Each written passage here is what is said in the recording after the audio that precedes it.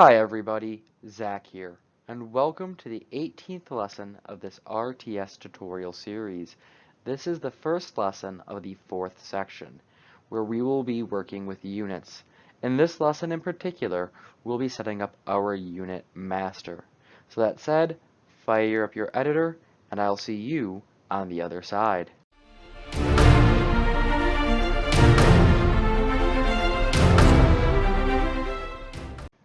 So here we are back in our editor as usual, and as I said in the intro card, we're going to set up our pawns today. So the first thing we're going to do is in our main RTS tutorial folder, we're going to right click and do a new folder, which I'm going to name units. Now there's a few ways we can actually handle this moving forward, but we'll get to that in just half a second. To make our lives a little bit easier, what we're going to do is go back to the top-down blueprint, go to blueprints there, and select your top-down character and your cursor Decal, and drag those over to units, copy or move, your choice. We are going to rename them either way. And the first thing we're going to do is we're going to rename this icon as, this decal, not our icon, sorry about that, as good selection decal. And I'm just going to take half a second to ensure, because I hit F2 that time, that my app is still recording. It is awesome. And then we're going to rename this as our RTS unit master. Now, very quickly, what I want you to do is just move the good decal over into materials. And it is an actual move. We're going to leave it there for a second. Actually, no, we're going to go over there right now. And we're going to copy this twice. So we're going to do duplicate. And this will be bad selection decal. And then we'll do another duplicate. And this will be movement location. Oops, sorry, I have to be capital letter there. And if we, oh, sorry, I thought I had an extra L. Movement location decal. Alright, so very quickly, let's just set up our bad decal. And I'm just going to pin that up there. And what we're going to do is just select this 3-vector node and extend it. Set the R value to 1 and the green value to 0. Hit apply. It'll take a few seconds because it's compiling all the shaders for this. Fortunately, there aren't that many. And save it and close it out. Next, go to the movement decal. Again, select this node. Change the green value to 0 and change the blue value to 1. And again, hit apply. Again, it will take some time as it's compiling the shaders, and save. I forgot to pin this to the top taskbar. There we go, still compiling the shaders, so I hit save. Close that out, and then go to the good selection decal. And this is where things are going to get a little bit more complicated. We're going to make this a little bit more obvious that it's a good selection. So right click and type in the word time. And we have to do nothing with that, so don't worry about it too much. Next, go to right click below that and type in scalar. And we have a scalar parameter. Put that in, and we'll name this one speed. So you'll notice that we can't edit this vector outside of here, and that's because it isn't a parameter. If you wanted to be able to edit it, let me just quickly pin this here. If you wanted to be able to change this value inside the editor, you would need to convert this to a parameter, by the way. This automatically is a parameter, so we can change it outside of the blueprint fairly easily.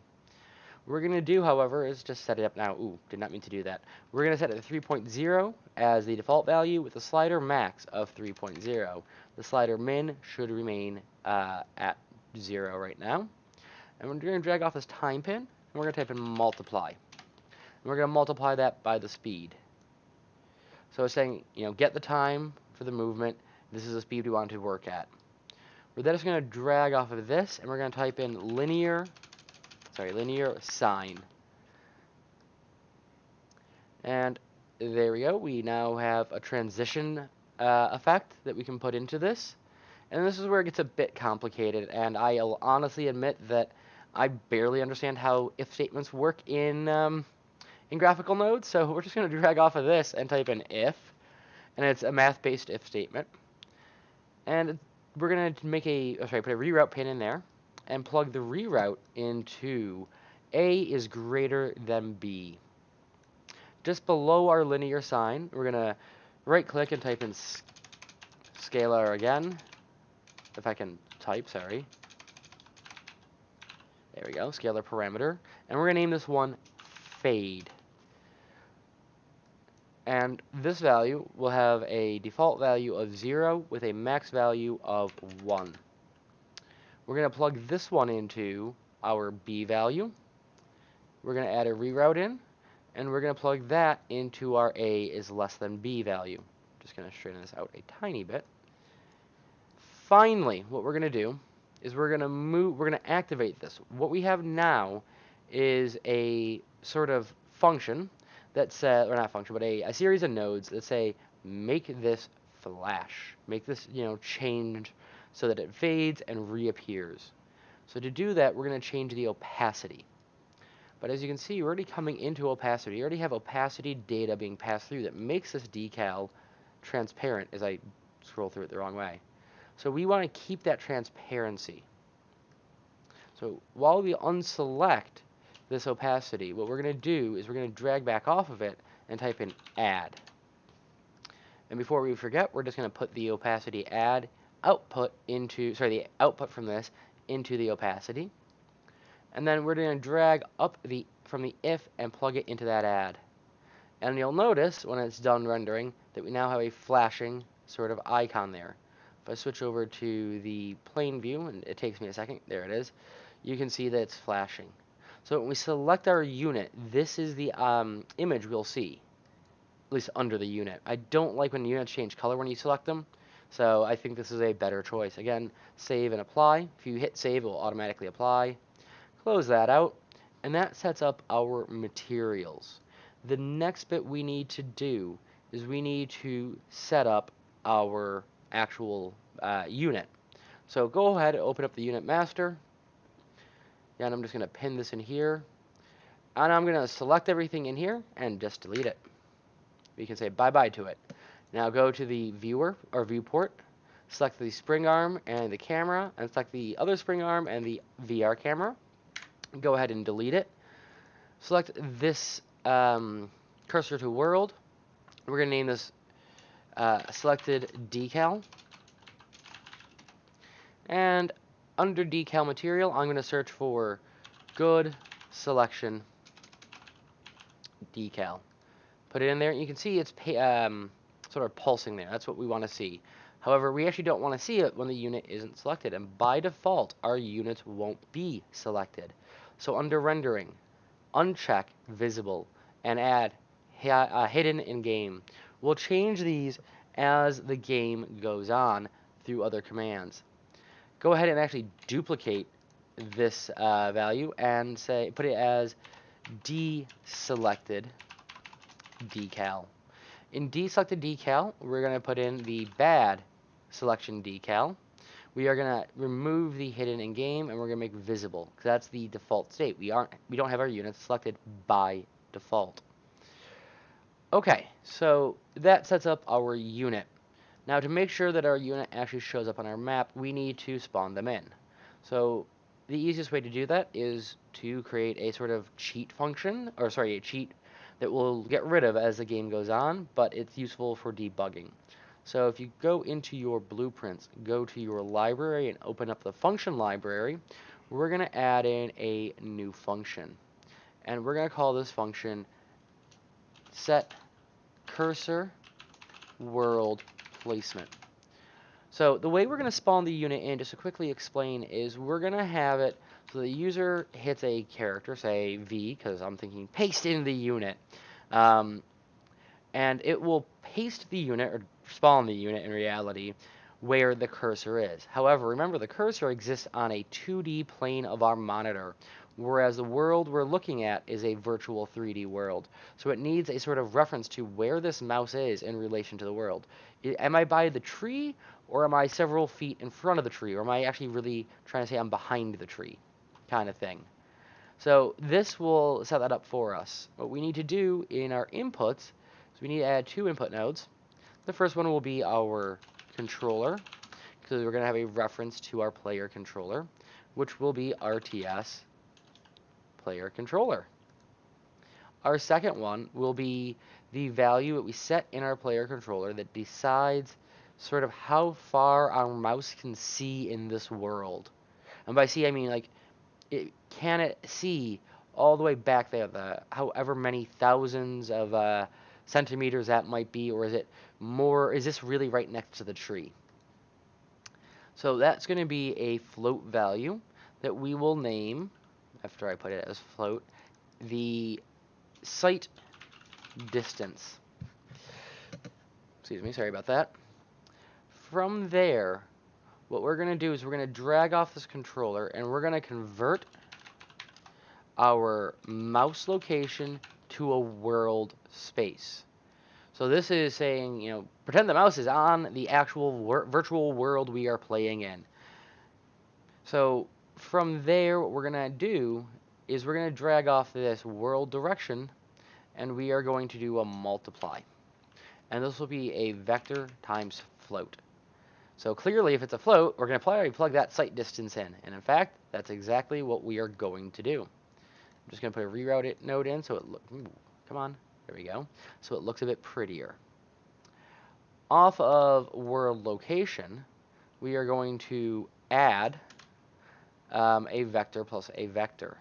And the vector we're going to add to it is this world direction. So we pass in the location on the map and the direction of the actual mouse so that it's getting all the information. I'm just going to drag that down there a little bit. Now, off of this world placement node, let me just that didn't get everything I wanted. There we go. Off this world get cursor placement node, we're going to do a line trace by channel. And this is where things get a little bit confusing, and I gotta say it's easier to understand some of these concepts within blueprints than it is within actual C++ code. So we're actually gonna have a pointer in here. So if you're familiar with C++ code, you'll see the pointer right away. If you're not, I will point it out to you. No pun intended. So put a reroute into this, plug that into your start, and plug this into your end. What I'm going to do is I'm just going to lower this I'm just going to raise this reroute a bit and the world placement just so it looks a little bit neater to me. So here's where the pointer comes into place. We've used pointers before without really talking about it, but this one is kind of the one I like to start with when I talk about pointers because it's really a null pointer. So we're going to do break hit result, and off our hit actor, what we want to do is do exclamation point, which will stand for and in equal marks. So in C++ code, this means not equal. We aren't going to put anything in here. What we are saying is, hey, make sure that there's actually something here we've hit. And because we aren't actually looking for anything, we're saying this is a temporary piece of memory, check if something is there. It's a rather complex bit of code when you actually have to code and think about it. And this, honestly, in blueprints, it's really kind of simple and kind of, it feels like it'd be less problematic in terms of functionality. I know that's not true, but still. So put a branch off of there and plug that into the condition. If this is true, if there is something under our cursor, we want to return a bit of information. So just quickly move over to your set cursor world position and actually stay over there for a second. And we're going to add in an output, which will be our relative cursor location in game. It's a little bit redundant because the relative part means, for me, at least in game. And we're just going to drag this over here. We're going to plug that into the true. And then we are going to take the location and plug that into there. We're going to save that and compile and save it. And we're going to quickly put this in a category. The category I'm going to use for this is called placements. Again, compile, save, close it out. Now finally, we have to be able to actually spawn that unit in, as I've mentioned. And the easiest way to do that is to go to our player controller and add in a special sort of cheat code key. So we will delete this later on, but for now it just makes our life easier.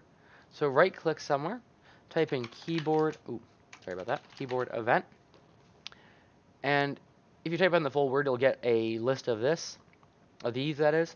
At the very top it will say keyboard event. I'm just going to grab the V, because again, I like the idea of pasting it in. And from here, what we're going to do is we are going to drag off, and we are going to type in, so I just want to think about that for a second, make sure I didn't forget something. Yeah, I'm right. We're going to type in spawn actor from class. And the class we want to spawn from is our RTS unit master. Ooh, hang on one second. I have misnamed. No, I haven't. I'm just going to name it unit master for now. Yeah, sorry. I just want to make sure I didn't name it as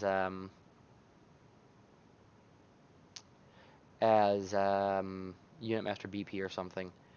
Now this is where it gets a bit tricky. Just drag this out a bit because we're going to need a little bit of room. What we're going to do is we're going to drag off of this, and we're going to type in make transform. We're just going to leave that there for a second. What we're next going to do is then right click here and type set cursor world that's actually not what I meant to name it, and I also screwed something up. So we're going to quickly go back to the library, sorry about that, open that back up, and the first thing we're going to do is actually rename this, and it should be not placement, but position. And we are also going to convert this to a pure function. Compile, save, close it out now, and then set cursor world position. There we go. I want you to break this pin structure. You could have dragged off and have broken it elsewhere, and in older editions of Unreal that have been useful. I'm going to set my controller to a reference of self, just because we are passing this information into the RTS function library. If this was a function that only existed within this blueprint, I wouldn't have this reference to self here. Now, the way to think about the library is that these are functions that multiple components can pull up. So, for example, go back to our library for a second. We had this set game time. We use this both in our game state and in our day and night cycle. So it just makes life easier when we have multiple blueprints calling from the same functions to put them in here. So close that back out. Sight distance, I'm just going to set this to 1,000. And I'm going to split this structure, or pin structure, and I'm going to plug in the X to the X and the Y to the Y. The next thing is, if we leave this as 0, and we go here, what it's going to do, it's going to spawn them in alright, but it's going to spawn them in at 0. So if I hit play now, it's going to take a second because I forgot to actually turn on Oculus before starting the recording. There we go. And we hit V. It's spawned in. We just can't see it. It's also despawned it by now because it spawned in under the map and started falling. So go back into here, and what we're going to do is we're going to set this to a value of, actually let me double check what I set the ground to. I should actually remember this because we did some changes just recently, I know. So it's at 100. I'm going to start at 115. So I'll change that to 115, compile, and save. And I am then going to go into here. I'm going to hit play, and I'm just going to move the camera. You can see that our resources are spawning in, and I'm going to, okay, well, give me 1 second. We're just going to quickly add a breakpoint in, and we're going to try V again. We're going to skip a frame. That's not what I'm going to do. Frame skip. So yeah, it's passing through. Oh, I am an idiot. I put it in rotation instead of location.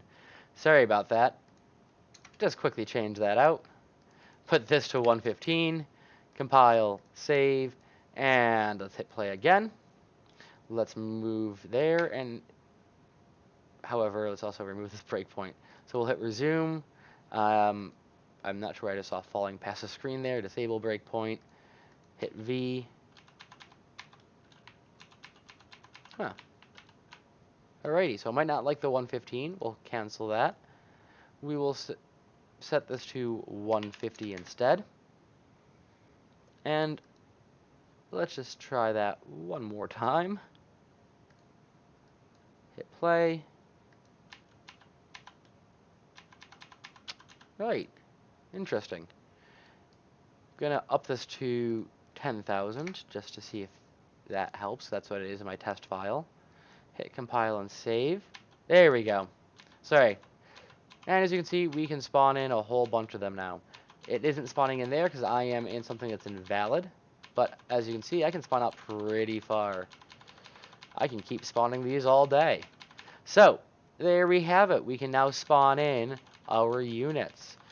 I hope that this tutorial has been helpful for you, and if you find that it has, please leave a like so that I know I'm bringing you content that you value, and so that the series gets out to more people as it helps promote the channel.